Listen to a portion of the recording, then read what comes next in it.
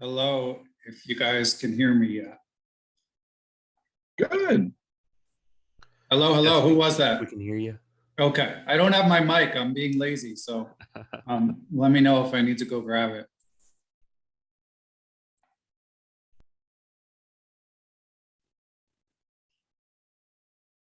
And I'll be mostly letting people in for a minute here. So, hey, Matt, good to see you.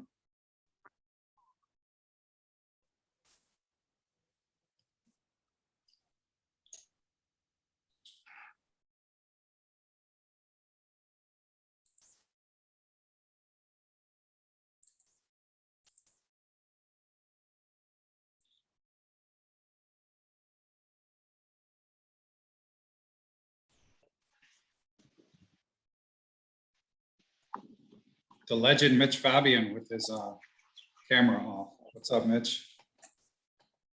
Hey, Ben, thanks for setting this up. Sure.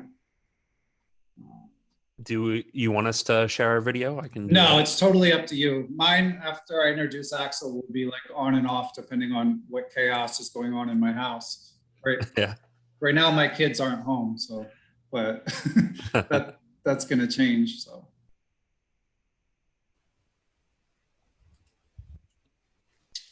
When we do Q&As at the end, might be good to have your camera on if you have a question. But other than that, should be good. Hey, for us. Setup's looking good, Mitch. Hi, Ben. Hi, everyone. Hello. Thanks. I've got my chess computer over here and my work computer over there. Nice. The war room. Yeah. No sign of Axel yet, but he did message me this morning, so we should be okay. Great. Oh, here he is.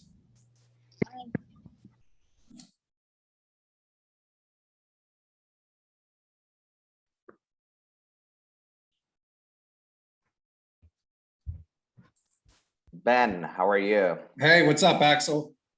Can you hear me well?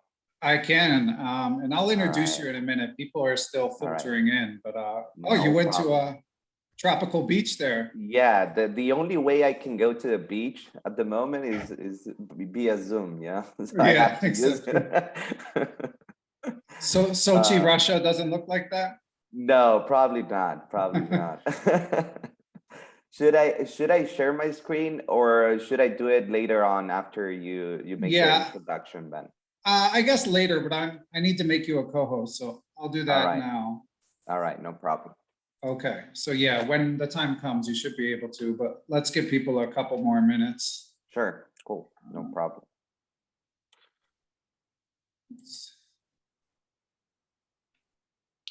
Hello, Ben. Nice to meet you online. On Zoom. Hey, how you doing? Good, good. Thank you for doing this. Sure. I mean, most of the thanks goes to Axel.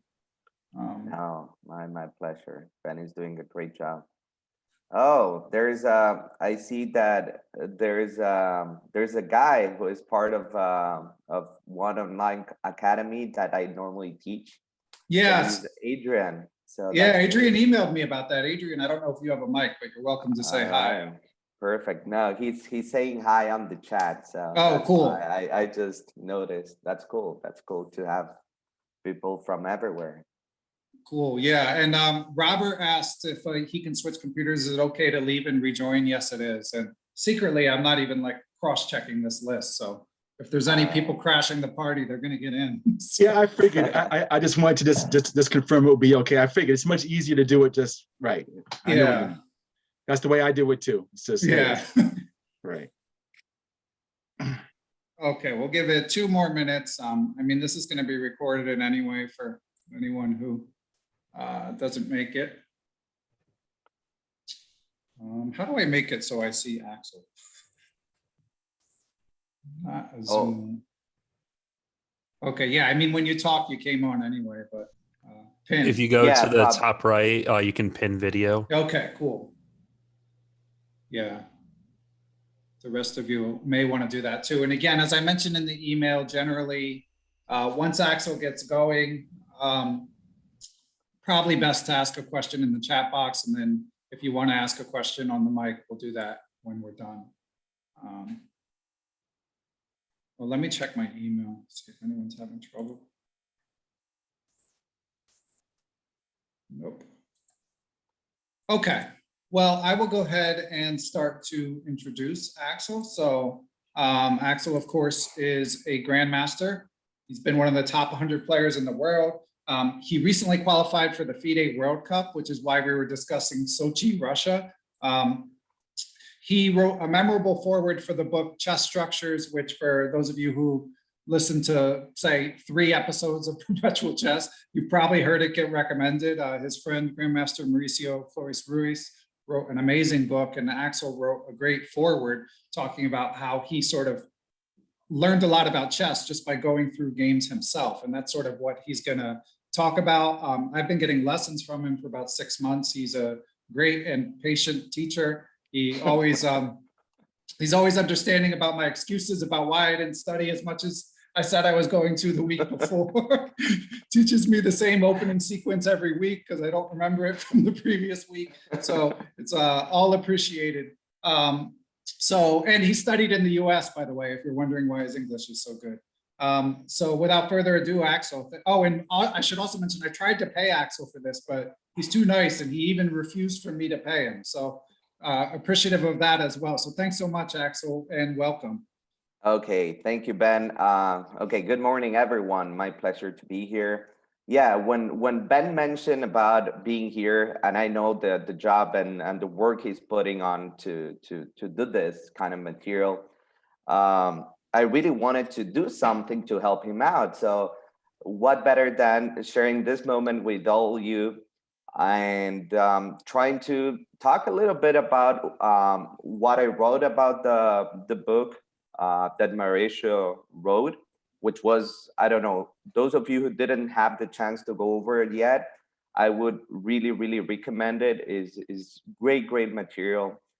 And yeah, just go over some games. And of course, if you have any questions during the lecture, during my talk first and during the game analysis, feel free first to do the questions over the chat.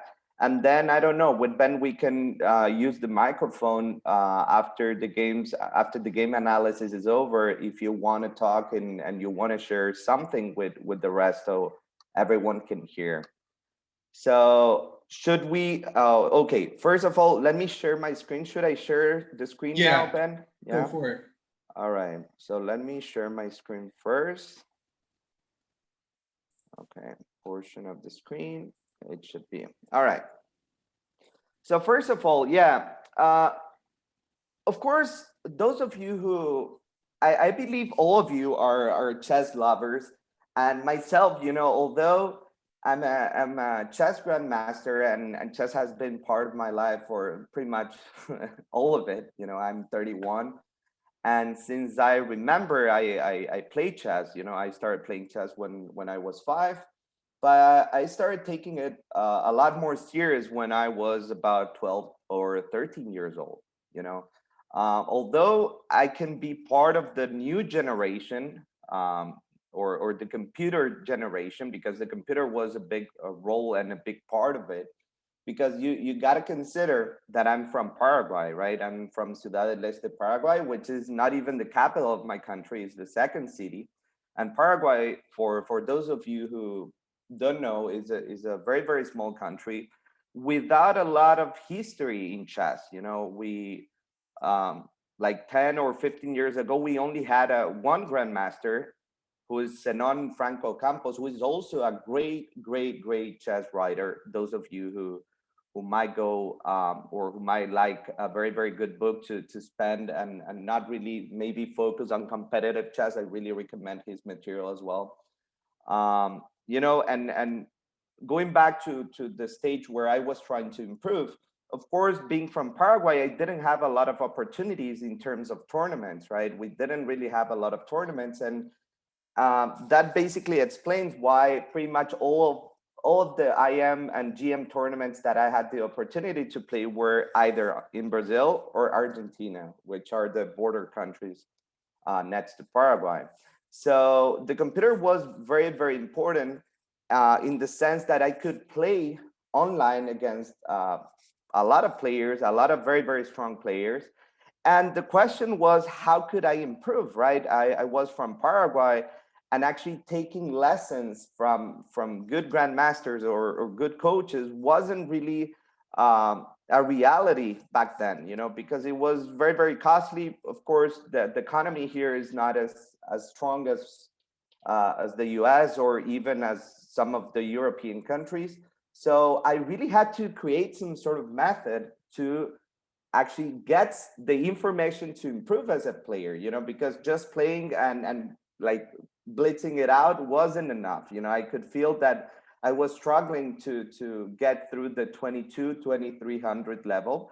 I felt like practicing was helping me a lot, but I really didn't. And another thing that I remember back then was that I had a few books, but I didn't really enjoy going and reading those books.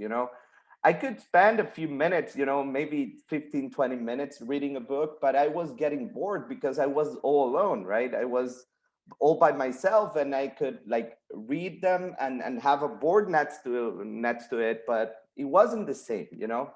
So around, I don't know, when I was about 12, 13, I got my first notebook or the laptop, and I had the basic version of the chess base, So I had all those games ready to explore. And I was a big chess lover since the very, very beginning. I really love chess.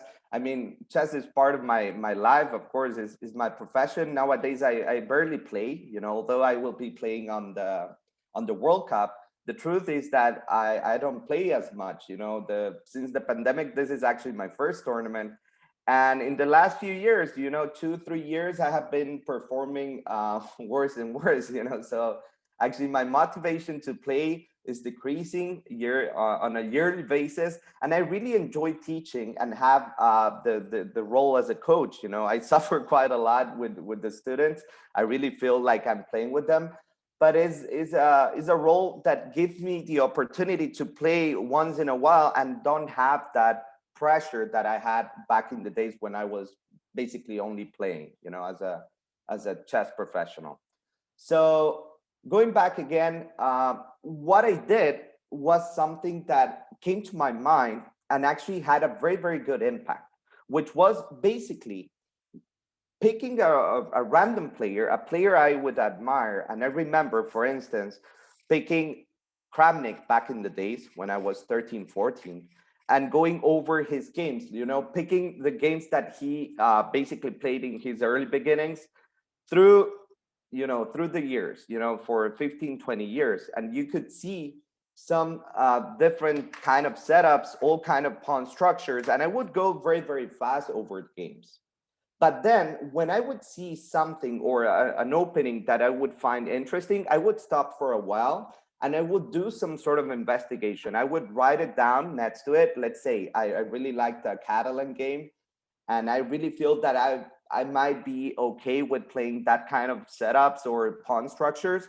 And I would do some sort of investigation.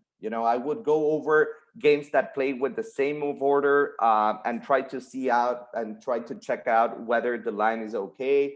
What are the plans? What are the main ideas, both from white and black? And that will give me some sort of flexibility and the chance to adapt myself and pick some ideas. Of course, that's not the only method. What I found very, very interesting is that when I started training back in the days when I was in the university, I would explain to my colleagues. One of them was actually Mauricio, who was back then an international master trying to become a grandmaster, and he did very, very soon. And also to the trainer back then, who was Gilberto Hernandez. And I would explain them my method, with like going over games and knowing a lot, but nothing really, really deeply. That's the problem also, right? And that gave me a lot of like understanding on different type of openings. I would really know a lot of games, but not as deep as probably Mauricio did. Because another method that probably is more common nowadays is picking a line, picking a player, going with the computer and trying to go as deep as possible. And that's something, of course, that might work on different type of players. different methods. I'm not really I'm not trying to say that what I did is the only way to improve in chess, but certainly it gave me some understanding on positions that maybe other people cannot do it.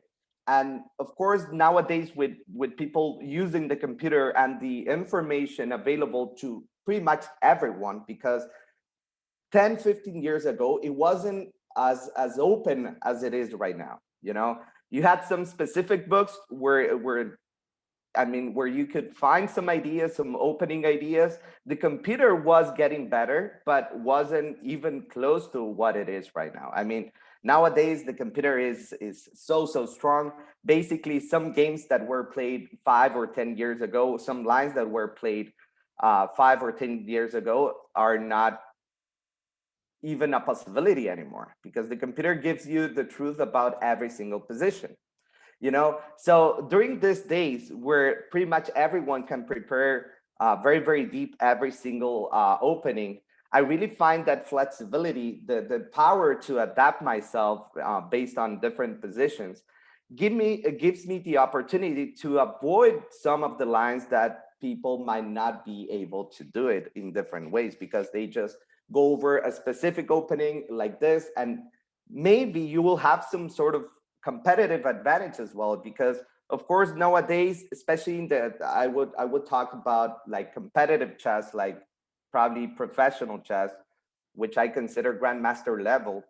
Having the possibility to adapt your repertoire, playing different kind of positions, is a must nowadays. It's not like, of course, you are aggressive, you like to attack, you can only play that. No, you got to be so complete. And I would say that that is moving forward to players that are 22, 2100. You see people that are more and more complete every single day. They understand a lot, and they understand the necessity of not only playing your style, but being able to adapt yourself and trying to put the best you can in every single position. So after this, I want to show a few games, and I picked 2, and if we have time, maybe we will go over more, but I want to show you some of that flexibility that I was talking about. All right, so the idea is to go over the games, try to analyze a little bit, and of course, if you have any questions at any point here, for instance, if you want to like know a little bit about how to train, or a little bit of my method, if there's something that is not so clear, feel free to make some questions over the chat. Okay, I know Ben will be helping me out, and I'll be trying to answer all of the questions. Okay, so let's go over the first game first. And this is a game that was, I picked, first of all, 2 games. The first one is a game I played around 10 years ago, I would say, against international master Leonardo Tristan, who's a very strong, very creative Argentinian master. Nowadays, he's already a GM, very talented. And in the second game, I picked a game against Alexander Morozevich. And the reason I picked these 2 different games is because you will see very opposite type of positions and especially styles on how I approached the game. And I will tell you a little bit about that, because it really depends. And one of the things I feel is one of the skills that gave me the opportunity to get to the top 100 was the possibility to adapt my style and the way I would go over the game, depending on what I feel my opponent might suffer more. You know, if I feel that my opponent is, in this case, you will see that my opponent really had some problems in his repertoire, I tried to go a little bit more incisive. On the other hand, in the game against Morozevich, I really felt like he was very, of course, Morozevich, most of you probably heard about him, although he's not as active as he was before. He used to be top 10 for at least 10 years, you know, and I believe in his best moment, he was 2 or 3 in the world. So extremely talented. And of course, very creative, and in a position where calculation is taking part, I would say that he can just kill me. So I had to avoid that, and we will see how I played that game as well. All right, So let's go over the first game. And again, this was a game played around 10 years ago. So the game went like this. So I knew, first of all, let me talk a little bit briefly on what I knew about my opponent.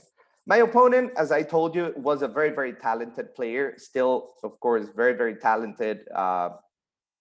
Extremely creative, I have to say.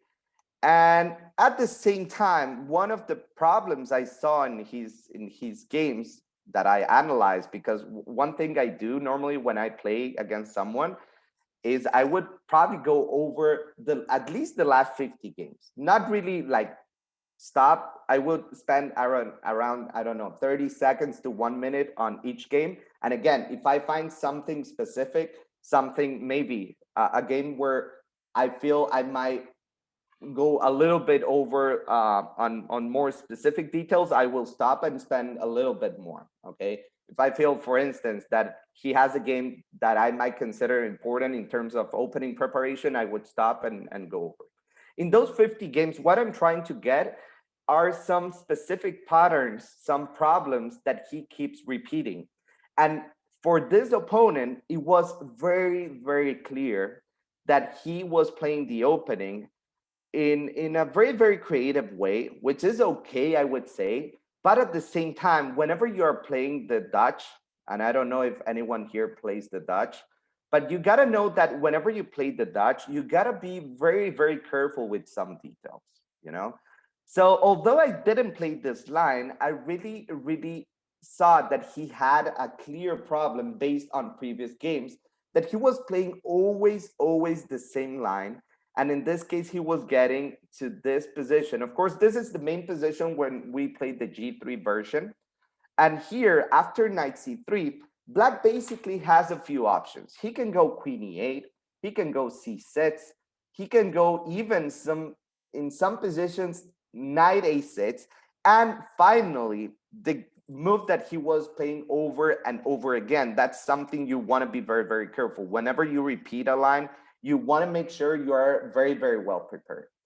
I'm not against people because I'm not the type of guy that likes to repeat lines over and over again, because preparation is so important, and facing a specific preparation over the board, even though your position might be okay, in a practical way, it gets very, very difficult because your opponent will have, again, some competitive advantage based on the analysis he did previously.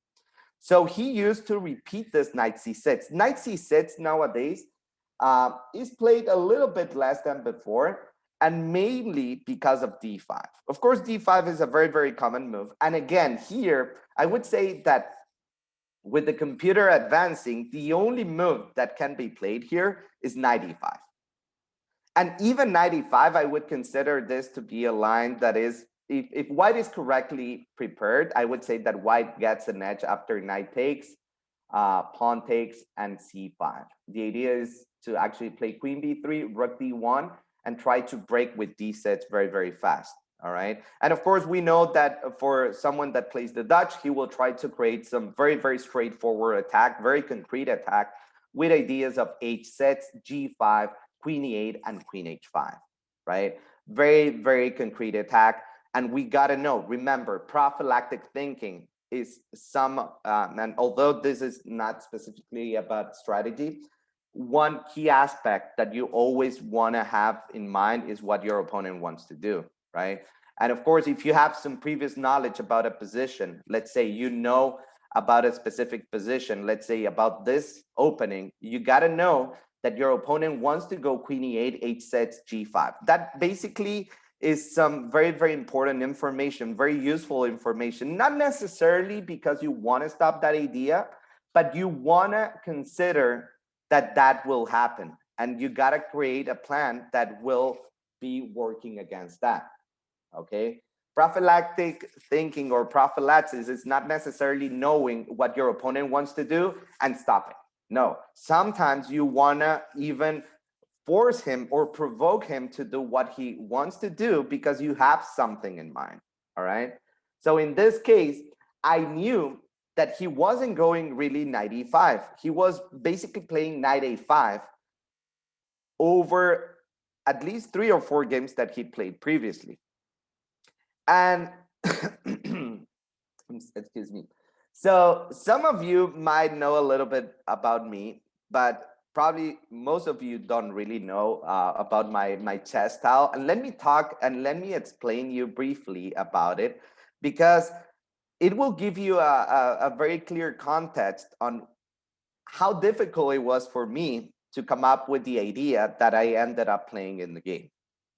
You know, although I really enjoyed, for instance, and one of my chess heroes when I was a kid was Bobby Fischer, and I really liked, you know, back in the days when I was 8, 9, 10 years old, I really liked to attack and go over my opponent's king and try to checkmate him in different ways, right? But you know, when you start getting older and older, sacrificing becomes a lot harder. And I would say that at this point, you know, when I was about 18, 20 years old, when this game actually happened, my chess style was very, very clear. You know, I'm a very, very classic player, very positional. And I don't remember a lot of games where I sacrificed material, and I would count sacrifice as a sacrifice in the sense that you're giving material without a clear and concrete outcome. More of a, you give material without really expecting to checkmate your opponent, but because you believe your position will be okay in terms of activity and with the compensation. So I'm not a player that will take unnecessary risk to give you like an idea on that. So why am I telling you this? Because actually the idea I played and the idea I prepared for this game, and it was specifically because I really thought that he wasn't really well prepared against this. And again, I was trying to exploit that weakness in his preparation, in his opening preparation. And the move normally played in this position was queen d3, queen a4, or knight d2. Nowadays, everyone knows that b3 is the move. But back then, it was quite a novelty. You know, I think there were a few games before, 3 or 4 games that I actually used to prepare. And the computer wasn't really going so deep. At first, when you play b3, of course, the first thing you want to notice is this diagonal, right? You got to be very, very careful. Not knight takes d5, because obviously I can take with the queen with a check. But after knight e4, it's pretty clear that I'm losing material. I mean, there's no way to defend the knight on c3. And of course, I pretty much have to take on e4 here. And at first, back in the days, again, 2010, I don't know which program was the most important one, but was probably some sort of Fritz 5 or 6, I would believe. So it wasn't really so advanced. And, you know, it was probably stronger than the human play, but not really clear. You know, the outcome or the analysis wasn't really as clear and as deep as it is right now. So after knight e4, of course, he got to take on a1. He cannot take, or he can take on e4, but this is not good, right? After knight e4, I can just avoid losing material, and this knight on a5 is the key factor that makes the black position very, very bad, because I can defend in different ways this pin, even get rid of the pin by moving the rook, and this is, of course, not really okay for him. He got to take on a1. I mean, there is no other option. And the key idea is actually knight g5. Of course, I would never, ever play this without being prepared. I gotta be completely clear with you. Some people, you know, some geniuses, like I can see, for instance, some Shirov or some, you know, some very, very good players, even Morozevich, playing this kind of positions and finding the idea over the board. Of course, again, we are down on exchange. We can see some lack of coordination with the black pieces, right? The bishop on a1 is not really well placed. The knight on a5 is also misplaced. And we have a very clear threat on bishop d2 at the moment. So he got to do something. And that something is probably c5, right? c5 to make sure the queen is protecting the knight. And the bishop is ready to go back. So probably most of you, I don't know, maybe some of you know the idea, but let's, you know, chess is probably something we all enjoy. So let's stop for a moment here. And those of you who never saw the position, of course, there might be some of you that saw this position before, but let me ask you, how can you compensate and how can you see the compensation of these exchange sacrifice that we just did? And again, if we go bishop d2, of course, the bishop can just go back. And there is no clear win. It's not like white to move and win.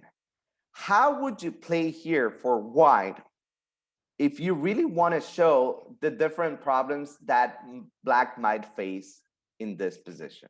Which type of ideas do you want to play here in this position to show how good white position really is? How should we play in this position, everyone? And feel free to suggest ideas, even if you're not completely sure. Let's train a little bit, you know. And of course, we got to do something concrete. We got to try to do something. How can we come up with the right idea? And of course, after c5, again, let's start and let me work and let me suggest you a specific thinking process that you want to consider while analyzing a position, especially a position where you're not really familiarized with it, right? Of course, if you really know the ideas by both black and white, is a lot easier to come up with the right move. But right now, first of all, I want you all to determine what is black willing to play here. That will be very, very important. What is black trying to do in this position? What would you say black is trying to do in this position? Imagine, of course, it's our move, but imagine it is black to move. Which move would you expect from black here?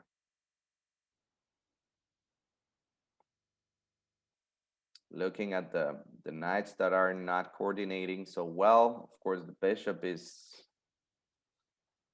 I'll answer while everyone's quiet, Axel. I mean, of course, they're going to want to extricate their bishop, right? I guess you're looking for something like more detailed than that.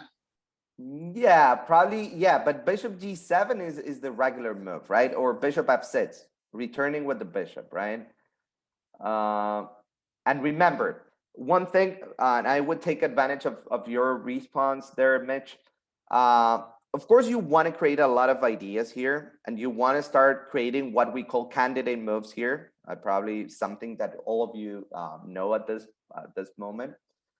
But it's really, really hard to come up with candidate moves here if you don't really know what your opponent is willing to do. Okay, so even though you're not completely sure about it, always try to specify or have really, really clear in your mind what your opponent wants to do.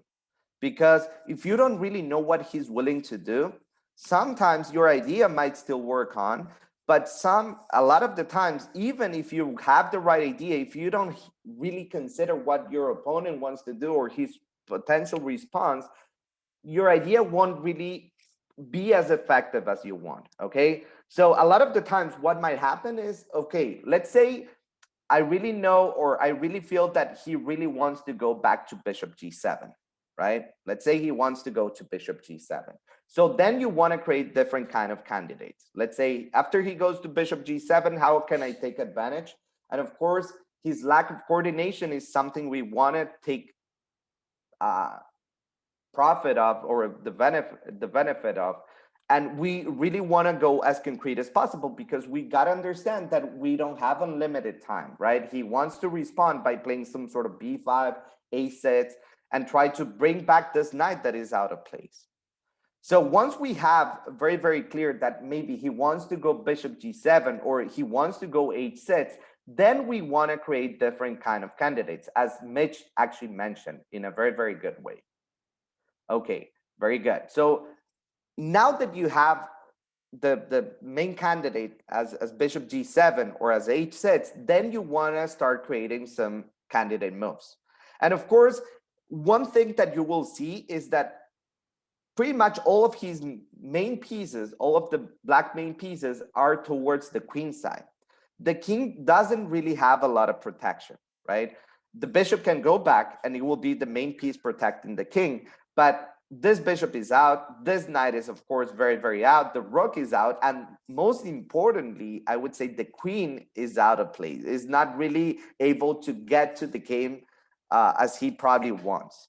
So how can we take advantage of that? Of course, this square on e6 looks like a very, very good square for the knight to go to.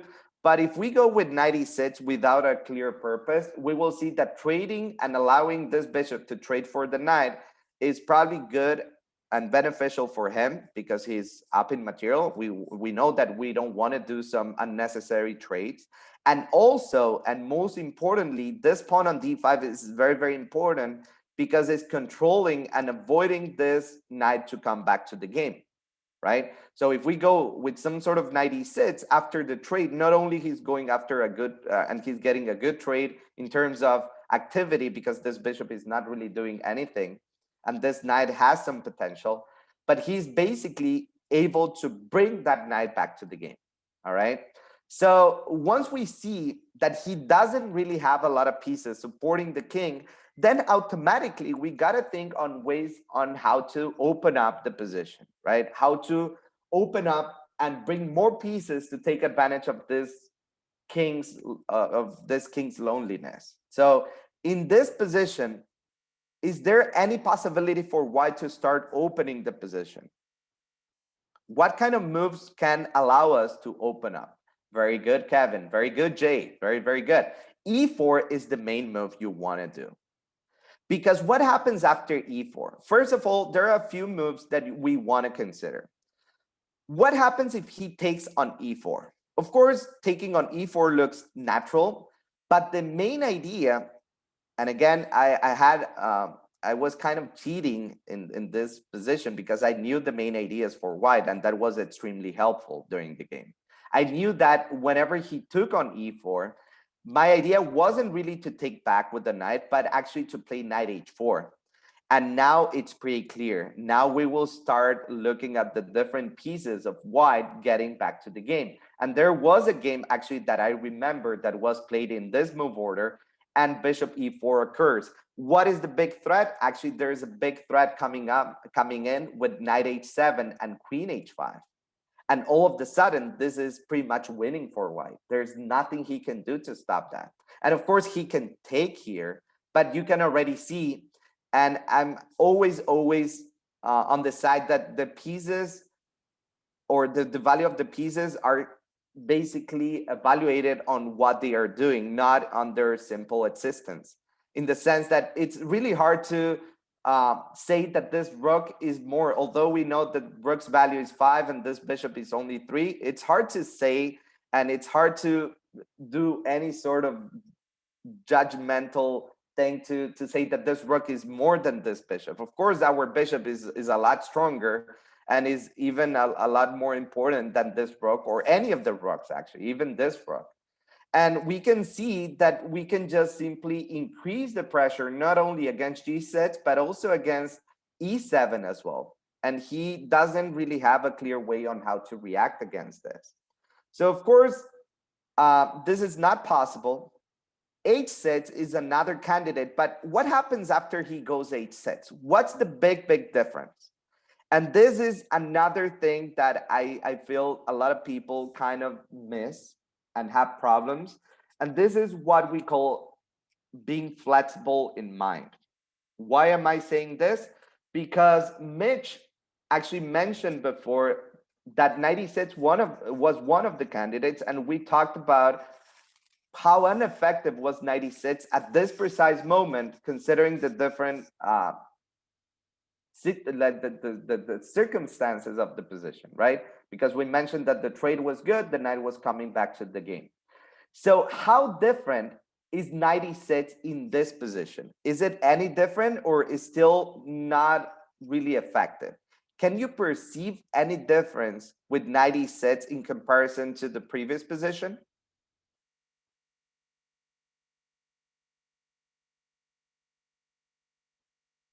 Very good. Very good. Very good. So h6, first of all, is undefended. So whenever we go knight e6, bishop takes, the pawn on h6 is undefended. But I would say that technically he can like solve that pretty easily, right? With bishop g7, very, very natural move.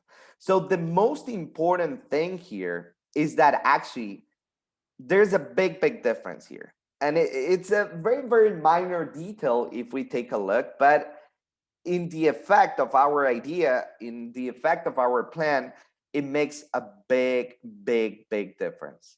And that is the pawn being on h6 instead of being on h7. How can we take advantage of that? How can we take advantage of the pawn on h6 instead of being the pawn on h7? What happens here? What can we possibly do here that wasn't really possible in the position before? Very good, everyone. Knight h4. Knight h4 is a huge, huge move here because we're hitting g sets of course f5, and even if he tries to defend again, we will see that after pawn takes, this is probably very, very ugly for him. Although he's an exchange up, I would say that we have different ways of improving and even ideas of, let's say, queen d5 or queen d3. And after we capture this pawn, there's nothing he can do because e7 will be under pressure, h6, of course. And again, our minor pieces are doing a very, very good job, even if the knight is able to return, you know, even with that knight returning, because we're taking on f5 and this position is just very, very good. There's no way for him to play some sort of queen g6 because we're hitting on e7 and the compensation is very, very good, you know, is amazing. So he actually decided to go a little bit different. Here is where he got very, very creative, and he understood that he couldn't really just return, because the problem with bishop g7 is that we're mainly doing the same idea over and over again with pawn takes and knight h4. Of course, if we trade this bishop after knight f5, knight e6 becomes a major problem, and he doesn't really have a way to solve that, because again, if bishop d7, we have the same bishop e4 again, and knight h7 with the ideas of queen h5 are coming and pretty much destroying black's position. And you know, so he decided to play f4 here to have some time to avoid that bishop e4, which I was very, very surprised because he didn't really know the idea previously to the game, but he saw it over the board. So he said, you know what? I'm going to sacrifice. So whenever you take on f4 with the bishop, will give me enough time to play bishop g7. And now it's very, very different because the bishop cannot really join the party. And here this is one of the moves that made me very, very proud, especially considering my type of style, which is e5. Of course, if I manage to open up, if he takes, I'm very, very good. After bishop takes, this pawn structure is just collapsing. And if I get the chance to play e6, this side of the board is completely closed. And here, of course, after playing e5, I was expecting him to go h6 because all of a sudden he can go g5. And I will go very, very fast over this move, but the move I was having in mind in this position was e6, closing, giving a free piece with pawn takes, knight takes, and it's now like a rook for him, right? A free rook for him for the activity that I might have. Of course, I have huge pressure over g6. I have ideas of queen g4, queen h4.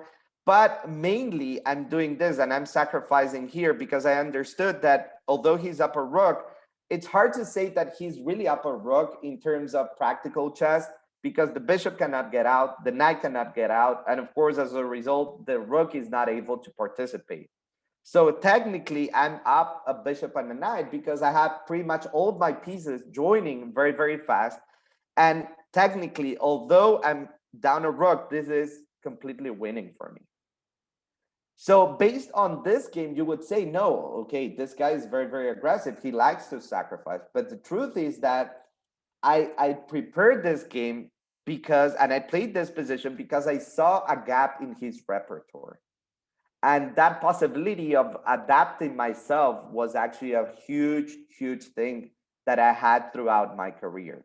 And I really believe that that possibility of adapting myself was created by looking at all kind of games and looking and studying over different type of players. And of course, there are some like stages of the game where I still have a lot of problems. I have to improve a lot. Like calculation is one of the things back when I was playing a little bit more, I was working over and over again, because you always want to work on those parts of the game where you struggle a little bit more. Of course, you want to intensify a little bit on your assets, but you want to work harder on the stuff that you suffer or struggle. Okay. So after this, I will just go over very, very fast to see how good White's compensation is. Of course, Queen G4. Now we have the idea of Queen H4. He wants to bring the Queen back to the game, but he didn't have the possibility. Of course, Bishop D2, I'm hitting this knight. And now I just go over this H7. And now he basically is playing with the bishop, queen, and rook. And I have the knight, the 2 bishops, and even the rook that is about to join. So bishop H6, only move, knight F7, he returned. And now we have the final detail. We just have to go over and try to attack G6, and it will be it will be all over. And the worst thing for him is that he cannot even sacrifice, because after pawn takes, he cannot really give more some material to bring the pieces back to the game, because I'm basically playing knight G5 whenever he takes the pawn, and I'm creating a double threat, right? Winning the game, or even bishop D5. So it's very, very sad for him. Knight B7 was played, but then G4, G5. And of course, if I take here, it will be checkmate very, very soon. He decided to go knight D8, knight takes, queen takes, and after G5, he pretty much resigned in a few moves, because I'm taking on G6. The only square for the rook is actually F8, and after bishop G6, this is checkmate unstoppable, right? There's a huge, huge threat. All right, so this is a game where you can see some of the most active pieces, some of my most active pieces, some of my most active ideas that I ever played. And now let's switch a little bit and let's go very, very fast over this game, because I want to show you how good and how important it is to have the possibility of playing different type of styles. In this game, I was playing against Morozevich. Again, it was back in 2015. He wasn't, to be completely fair, he wasn't on his top shape. You know, he was 20, as you can see, 26.95. He used to be 20 above 27.50. So you could see that I played against the bad version of Morozevich, but even bad version of Morozevich was a lot stronger than I used to be in my best version, right? So 26.95 as a bad version is quite a good version, right? So in this game, of course, I had a very, very clear plan. Again, I wasn't really going for something very, very incisive or direct. As you could imagine, this type of top players are very, very well prepared. They know a lot and they can play pretty much every single opening. That's one of the main differences between a good player and a top player. You know, the top players are pretty much impossible to prepare. I mean, if you look at the base and at the last games they played, you will see that they can play 4 or 5 openings at a top level. So you cannot really invest, I don't know, 4 or 5 hours of preparation, and then you go over the board and he will come up with some random stuff that he really knows it. So the way you prepare it for this type of games is more of a how you gonna, or your type of approach on the type of positions you want to play. And of course, again, I know Morozevich is very good at creating problems or like creating some sort of unstable positions and coming up with very, very creative ideas. And I knew that if we started some sort of calculation battle, I would be very, very damaged. So that will explain the very, very calm approach I selected. And it was actually very, very important, I would say, for the result of the game. So G3, of course, this is the Reti, is one of the openings I really like to play because it gives me the opportunity to adapt with either D4, C4, and even some sort of D3 in different positions. So, of course, Bishop G7, D4, I don't want to allow him to play E5. I had very, very clear that one thing that I couldn't allow him to do was to take advantage and control the game. You know, I really want to play a calm position, but without him having the initiative. So d4, very, very calm. And you know, this is one of the driest position among all. There is, I mean, nowadays I don't play this anymore. It gets too boring, to be honest. It's so solid for black. It's really hard to create anything. But I would say against Morozevich, and he, you know, in the games I saw from him, and again, I saw a lot of games, and of course, I saw some of his very good victories, and pretty much all of his victories were based on the initiative he had, you know, and some of the losses he had, he was kind of very, very regular. That's one of, and that's why I saw an opportunity against him. He was actually the type of player that if he didn't have the initiative, he would just start creating some crazy play out of nothing. And I really thought that that was my main opportunity. And you will see that as early as now here, because he takes on c4. Of course, this is not a problem, but he already tries to create some sort of unstable position, because obviously a normal approach will be to castle here, and I would play queen b3, knight c3, but he doesn't really like to play this kind of solid openings, you know?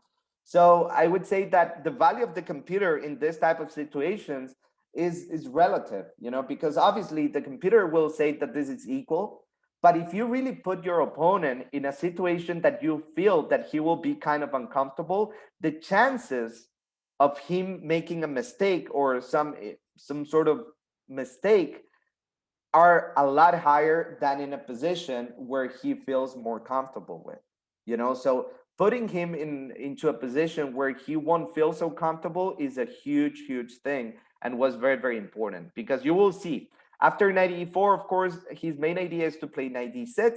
I really want to get my pawn back, so I play knight a3. And of course, it's really, really hard for him to protect that pawn, because if bishop e6, I always have knight g5. So bishop f5, queen c3, castle, I took, rook e8, and already I can feel that he's trying to create everything or anything in this position. You know, he wants to open up. You know, he's not the type of player, even if he knows that the right approach will be to trade a few pieces, play bishop e4, very, very solid, he will try to open up at any cost. And I knew that he wanted to beat me, because he really feels that he's better than me, and it's okay. I accept that. I accept being an underdog. And that's an opportunity for me, because I can sometimes come up with decisions that I cannot maybe play whenever I'm playing someone that is maybe a lower rated than me. So I know that that's part of an advantage for me in this game. So rook d1, of course, knight a6, and you could feel that c5 or some sort of rook c8, c5 is coming in. So I decided to go b3, bishop e4, and bishop a3. Here is where it gets very, very interesting, because of course he plays rook c8. You can feel that Moro is crazy to open up the position. But the thing is that he also has to understand that there are some basic principles that you cannot really break, even if you're a top player as him. And that is that after I play rook ac1, he needs to open up. I feel that c5, you know, sometimes when you know about your opponent, you can anticipate that, and you know that c5 is coming, even though that c5 is probably not the right approach. Why? Because after playing c5, you can feel and you can see that he's trying to open up a position. And why would you say that opening up a position, even though he's pinning here or having a rook against the queen, why would c5 be a mistake here, everyone? What can you perceive as a problem for black in this position? What can you see as a problem? And I don't want you to calculate anything specific. I want you to do some sort of analysis of what is going on. Pawn structure. Let's talk a little bit about activity of the pieces, the way the pieces are located as well. Like some principles that are very, very helpful to actually evaluate a position. And then we can later on talk about specific moves. Very good, Jay. White is better developed in the center and more ready to take advantage of opening the position. Very good. If you take a look, the pieces, the rooks, for instance, the bishop and even the knight are way better than these two rooks. The queen is in the middle, and it doesn't seem like the black pieces are working together. You know, it's like they're doing their own thing and they're not really coordinating very, very well. Of course, I want to be careful with the pin that is against my queen, right? I gotta be careful. And of course, whenever I play rook c1, I was really expecting him to play c5. And this is what I meant to say when I was talking about prophylactic thinking. Of course, after he goes rook c8, he's giving you sending you a very, very clear message that he wants to go c5, right? It's pretty clear that his intention is to go c5. That doesn't necessarily mean that you want to stop that c5. Sometimes you want to stop it if you really feel that allowing him to play c5 will be something good for his position. But technically here, I really felt like, although there's a pin against my queen, I really want him to open up the position because my pieces are better located. So although I had it clear that he wanted to go c5, I didn't really want to stop it. That doesn't mean that I wasn't expecting or I wasn't ready. So whenever I play rook c1, I said, okay, c5, and I got to take a look. Of course, his most active piece is probably the bishop on e4 and the bishop on g7. What do I want to do with those pieces? Probably trade them and try to get rid and move the queen from c3. And that's how knight e5 happened in the position. What's the whole point of knight e5? Of course, you're stopping this pin. And after bishop takes, king takes, I get to create a very good square for the queen to get rid of the pin. And also now he's having the problem to locate his queen because his queen doesn't have a lot of squares, right? The queen can only go to c7. And after queen c7, queen f3, all of the sudden, he's in a big, big problem. You know, you can already feel that his knight is very, very bad located. I'm hitting f7. I'm putting pressure on the c file, and it's very, very hard to handle already. And of course, the game went on, and it ended up like being a very, very bad position for him that I finally took advantage of. All right. But what I wanted to show you about this game is how important was to put him on a position that I really felt that wasn't the type of position that he would enjoy to play. Even ignoring, because I'm not really trying to make a point or trying to get an edge or make some sort of theoretical battle in this position when I'm playing such a solid opening. It's more about putting your opponent in a situation that he's likely to make worse moves than maybe playing a position that the computer will consider it better for me, but it will be also way more comfortable for him to find moves over the board. All right. So that nowadays, where especially when chess is so competitive and players are getting better, you know, a 2000 player 5 years ago wasn't as strong as a 1800 player nowadays. And that's why you see all kind of surprises that didn't occur like in previous years. You know, you will have open tournaments where the #1 seed will lose against an 1800 or against a 1900. That is very, very, and back in the days when I used to play, you know, 10 or 15 years ago, that was pretty much impossible to happen. So making that kind of differences or working on those details are so important, I would say. And of course, that can be created by looking at the classics, trying to work on pawn structures, work on stuff that maybe the computer is not really able to help different people when they're working on their repertoire or when they are trying to find new ideas and go as deep as possible. So I would say that there is an open side of the game where people are not really putting or focusing that much, where actually you can find some mistakes and some opportunities that people are not really taking advantage of. All right. So I don't know.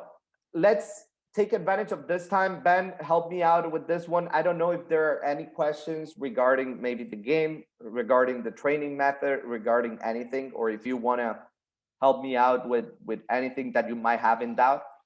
Sure. So one thing, Axel, is someone already asked about if you have any availability for lessons. So you could answer Oh, that. And then maybe yeah.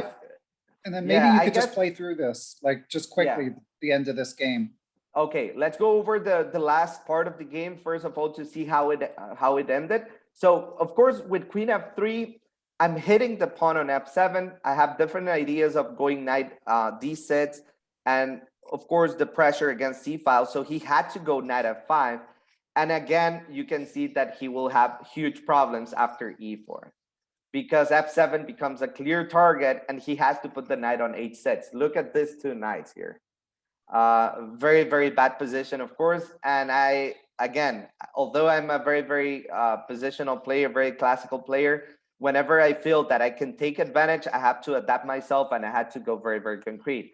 This probably was a sign that I really wanted to go very, very concrete. G4, G5 looks very, very hard to stop.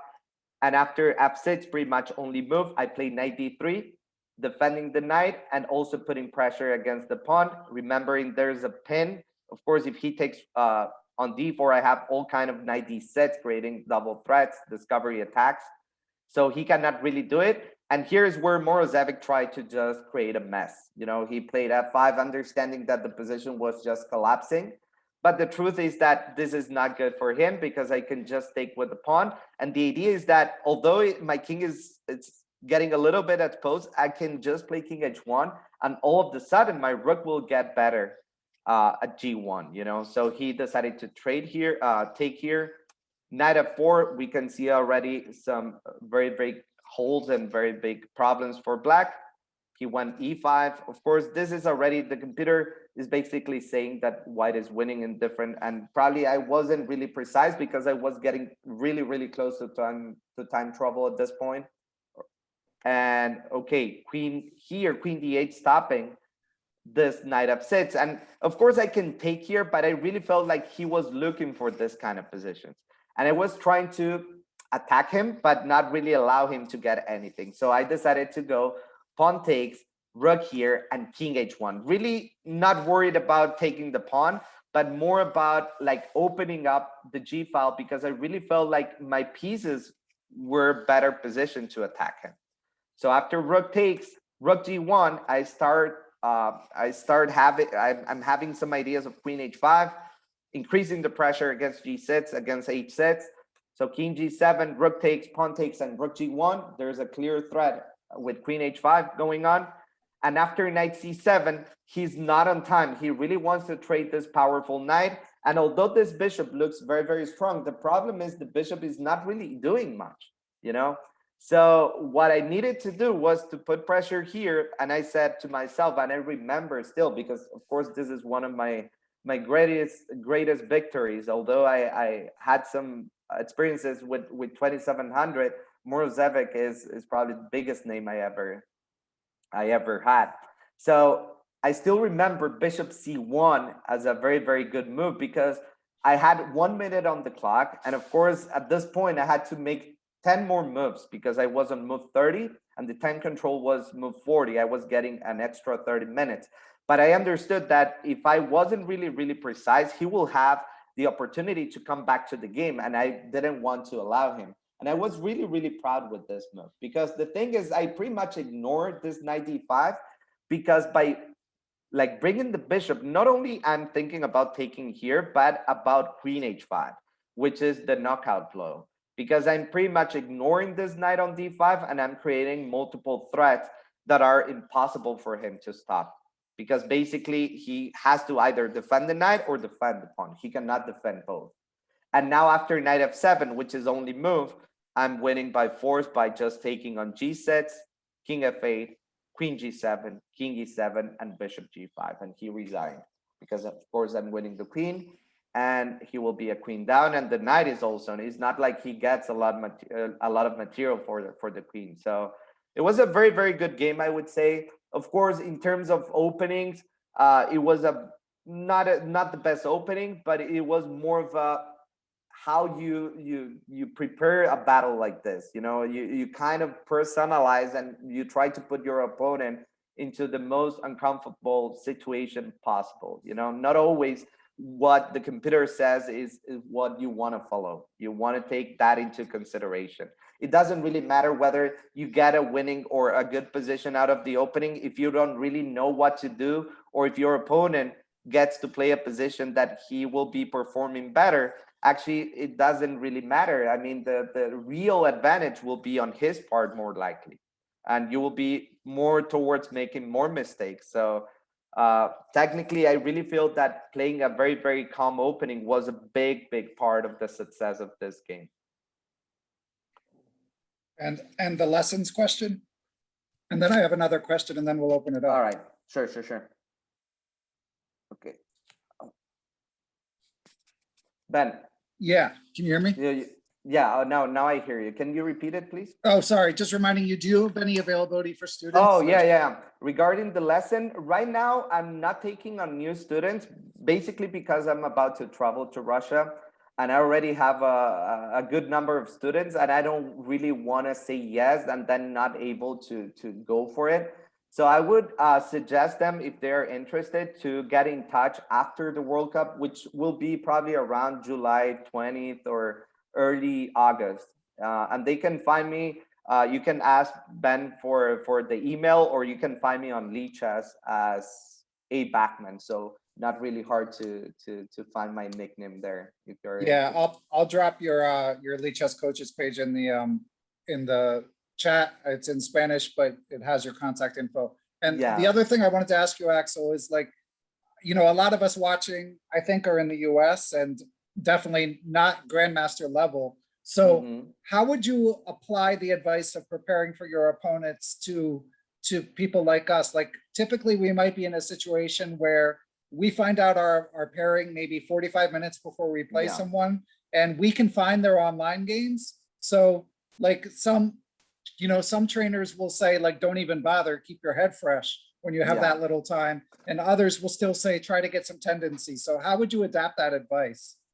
All right. So yeah, of course, I had the opportunity of playing in the US. Is a way different story in terms of preparation. Sometimes if it's the first game of the day, you might have a little bit more time, but even then, I don't think you get the playing in advance. Normally you get maybe a few hours before. And of course, it's not good. If you have 45 minutes, you won't invest 40 minutes in looking into these games and just getting completely just very, very, with your mind on another planet. So what I would recommend in those cases is to actually invest a few minutes to try to recognize some patterns and try to go over what I normally do. And what I would recommend is to go over his losses.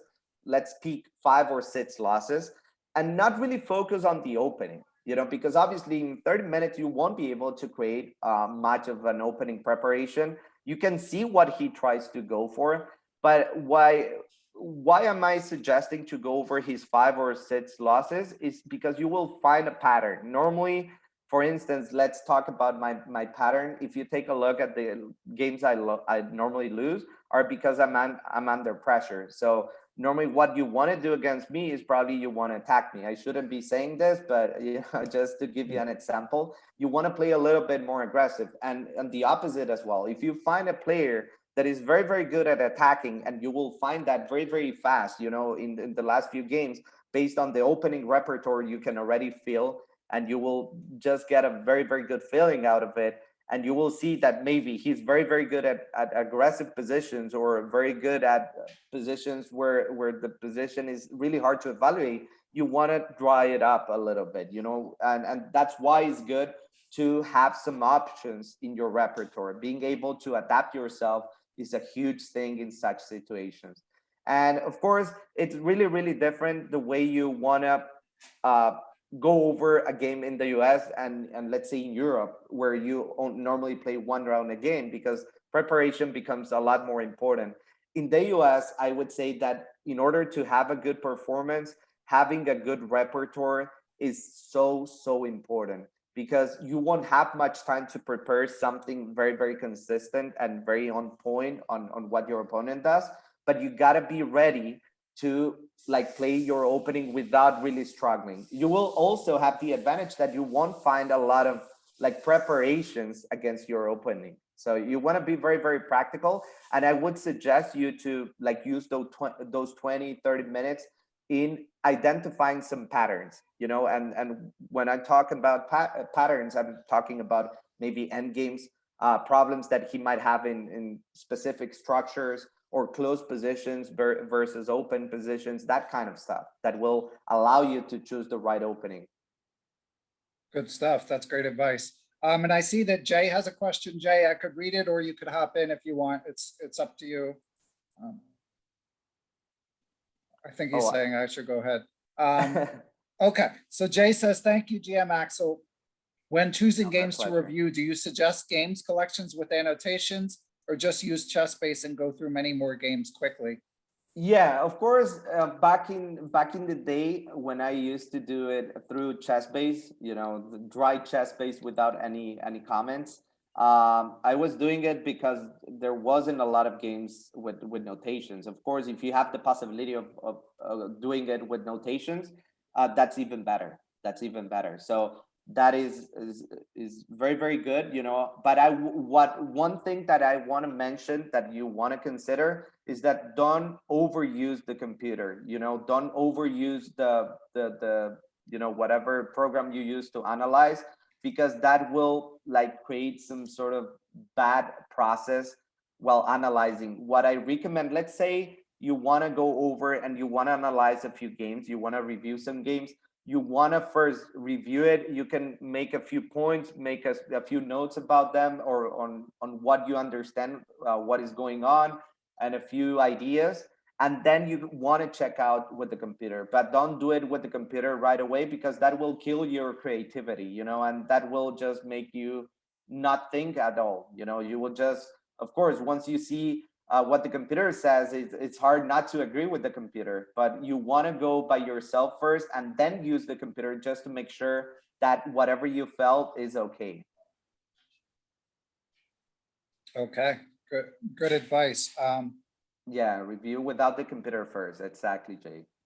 Okay, and yeah, if anyone has other questions, I'm not seeing any right now, but one I have for you, Axel, is being a working dad, like you said, more focused on your training. But for those of you here who don't know, the World Cup that Axel's going to in Russia, it's a huge deal, like elimination tournament. Magnus is playing, a bunch of the top 10 players in the world. And it's one of my favorite as a fan, just because the format's fun. It's like it's kind of like March Madness in basketball, like one-on-one match, and a winner advances, loser goes home. So I was trying to look up, Axel. I saw your pairing.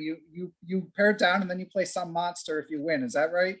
Yeah, I mean, I'm playing the first game against the world under 20 champion from Russia. So yikes.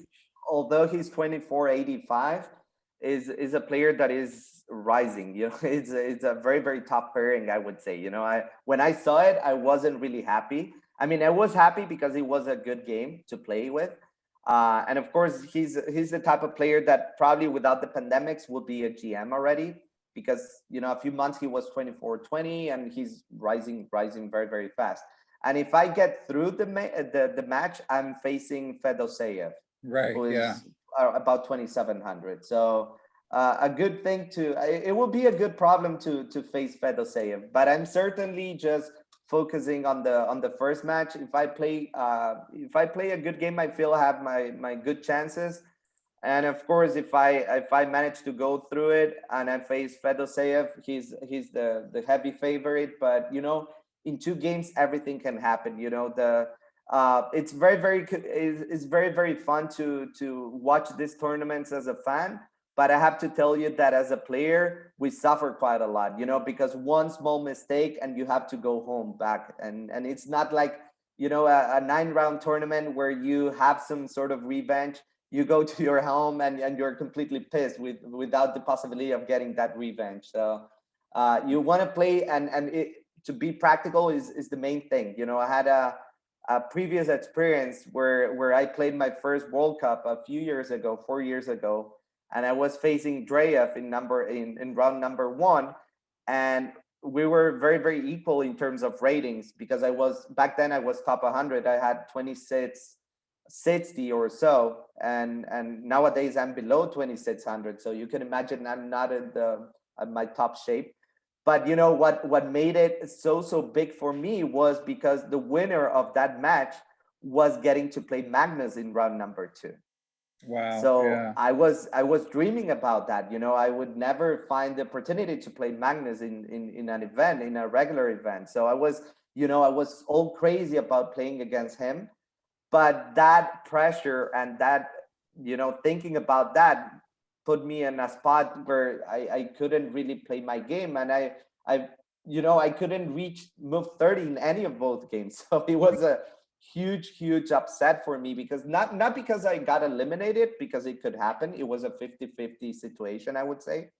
But it was more of I didn't really play my game. I was like more concerned in playing Magnus before even betting Dreyev, So today and this time, first of all, I don't have any pressure if you compare to that World Cup back then, because I'm really there to enjoy it and play my best. I will prepare myself, but it's not the same. Nowadays I enjoy a lot more, and that's probably why I'm starting playing better now. It's because playing is something I enjoy, but it's not my main thing anymore. So it's a different perspective if you compare it to the previous World Cup. Yeah, Axel, by the way, had an amazing showing. Like, you had to qualify for the World Cup in this like interzonal thing, and then they did like a playoff of the people that qualified, even though the people were already qualified. And Axel won that against a bunch of people, 2,600 plus. So but yeah, it'll be fun. I'm rooting for you. And Axel was telling me in one of the lessons, just to give you guys context, obviously getting from Paraguay to Sochi is no small feat, even when you set aside the fact that he had to sort out COVID testing on top of all that. So definitely we should all watch and I mean, I already, just to give you an idea, I'm leaving on July the 8th, and I'm getting on July the 10th. So Yeah, it's quite an adventure, yeah. But it will be interesting. It will be interesting. Yeah. Okay. And we have a question from Felipe, who says, "Thanks for doing this, Axel. You mentioned you went over many games very fast. How many minutes would you say you spent per game on average?" All right. Yeah, that's a good question, because I mean, there's not a specific answer for that. I cannot really say, okay, you do 1 minute per game, because it really depends. Some of the games I would just spend 15-20 seconds, because I didn't really find it interesting. Some dry draws or lines where I really didn't enjoy it, or I didn't find it very, very interesting for my repertoire or for my kind of game style. But on the other hand, I would just stop and spend a few more minutes if I find a specific game interesting in terms of, repertoire, again, a few ideas, and then write a little bit. On average, I would say that you want to like spend a minute in each game, but if you find it more interesting, stop and like take your time, because the main thing and the main idea of going over the games is actually to find some sort of new idea or some sort of idea for your repertoire. And that's the key part. That's why I really feel that looking at the games is very, very good for your knowledge, your chess knowledge and chess culture. But you could also work a little bit on details when you find something interesting. What I would recommend for those of you who want to try it out, this method, is to pick a player you normally enjoy watching. For instance, I will give you a few players. In my case, I would enjoy a lot watching Aronian's game or Kramnik's game, and I would just pick and go over his games and go from the the early beginnings and through their rise and everything, and try to see what they did in order to get to that level. And see and try to pick some of the ideas, and not really using the computer. The computer is a tool that I only use to confirm whatever I think it's correct, and just to make sure I'm not just blundering around. That's the key. And then once you're working on details and working a little bit deeply with a specific idea or a specific repertoire, then you can use a little bit more, but never overuse the computer. I really think it will harm you as a player. Okay, good advice. Cool. All right, well, last call for questions, guys. Axel, I definitely want to thank you. This has been great as I expected. All right, no, my pleasure, and I hope all of you enjoy. Of course, if there are any further questions, even after the session is over, feel free to send to Ben, and I'm sure will send it to me, and I'll be replying with all the pleasure.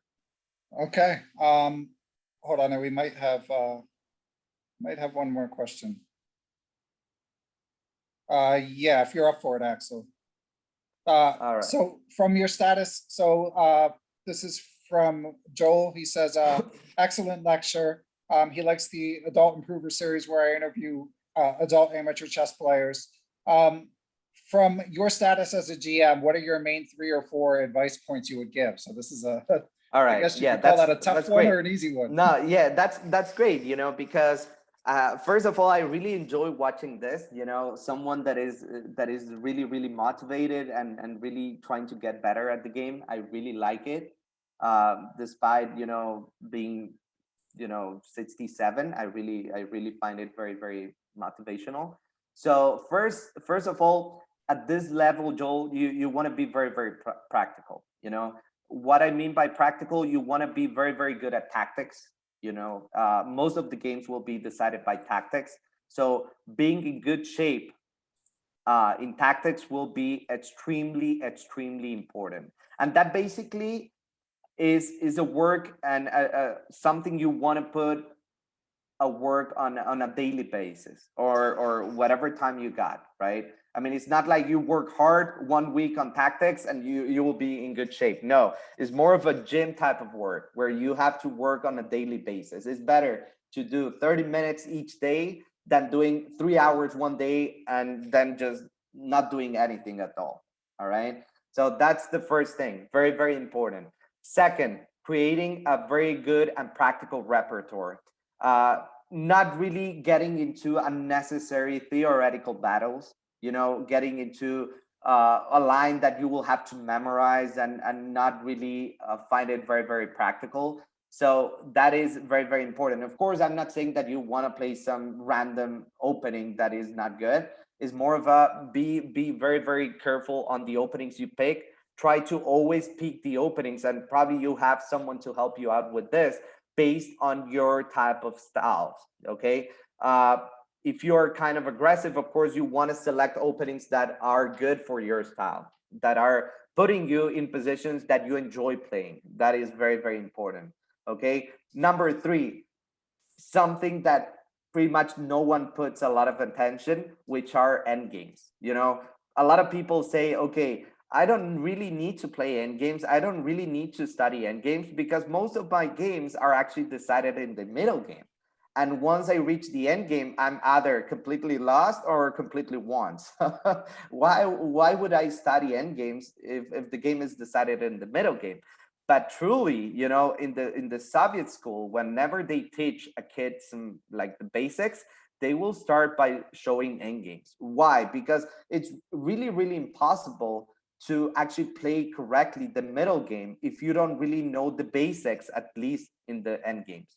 It's hard to say whether it's a good trade or a bad trade if you don't really know about pawn structures, basic end games, good end games, active pieces, passive pieces, and stuff like that. So you really want to do some good study, some good work. You really want to put some good work on end games.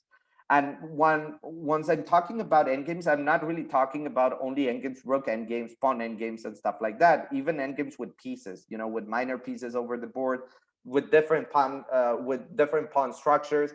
And I really feel that Mauricio did a great job in that, because he was talking about some specific about every single pawn structure. So that gives you an idea on the different decisions you might be having to take during the middle game, and it will definitely help you out to come up with the right idea on that.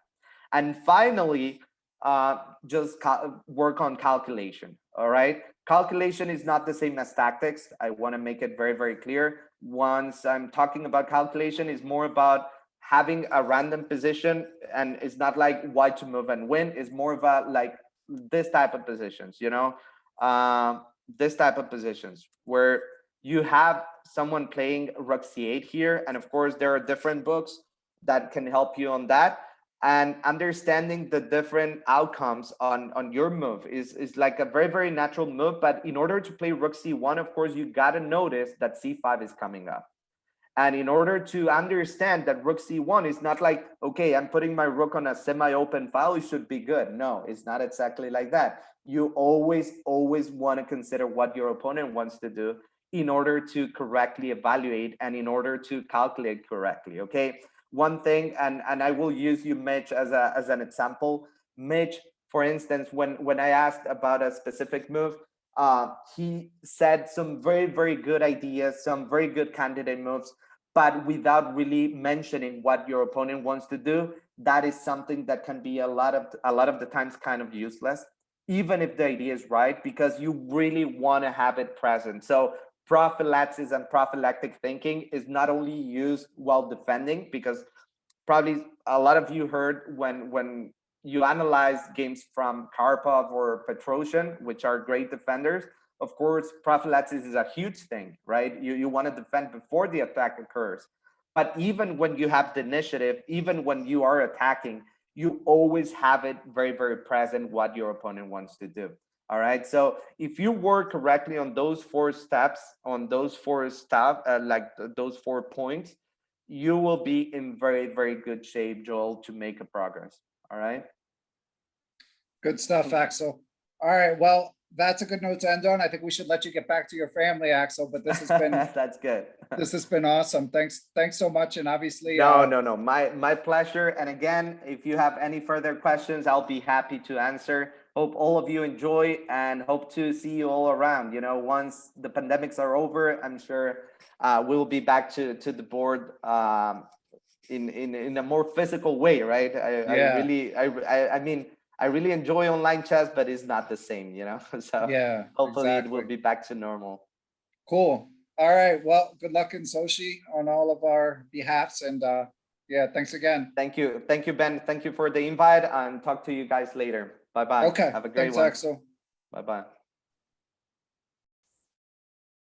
All right, guys. I guess I'll see you online. So Ben, Yeah. by the way, can you pass to me if anyone wants to sit and chat about what we just saw and just get friendly with each other? Can you pass over the Zoom? Sure. Yeah, I'll pass it on to you. Yeah, and so that way I we don't can have to leave this just second, although it does chat about what we just had and meet each other. Sure. So what'd you think, Robert? I'll make you the host, but I'll stick around for a couple minutes.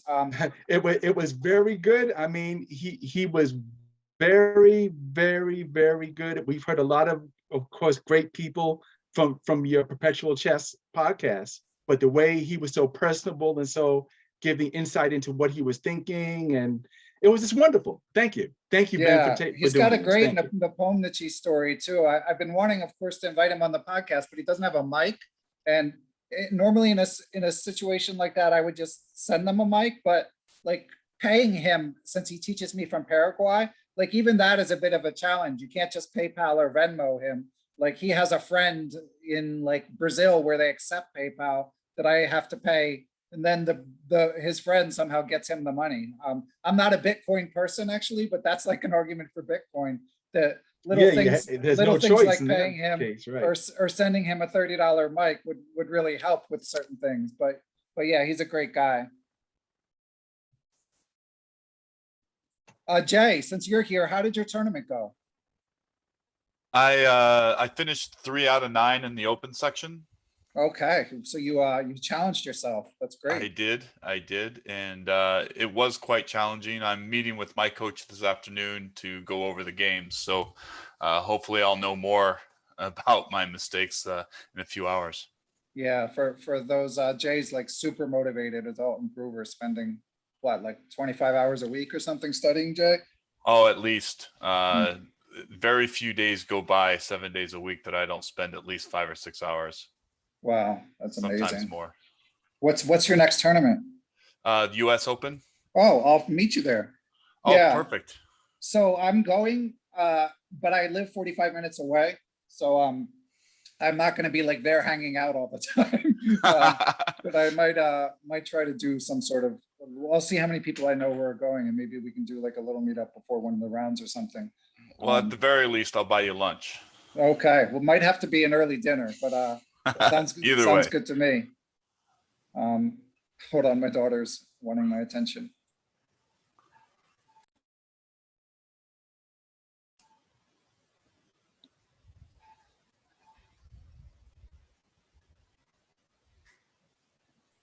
Okay, Robert, are you going to play any tournaments? Yep, I'm gonna try the same thing. The first time in my life, even though there was one in Virginia, I guess about 4 years ago in Norfolk, I couldn't make that one. But I have family nearby, so I'm planning to be in Cherry Hill. Awesome. And Okay. beginning of August. Nice. Excellent. Okay. So maybe I'll run into you there. I'll let you.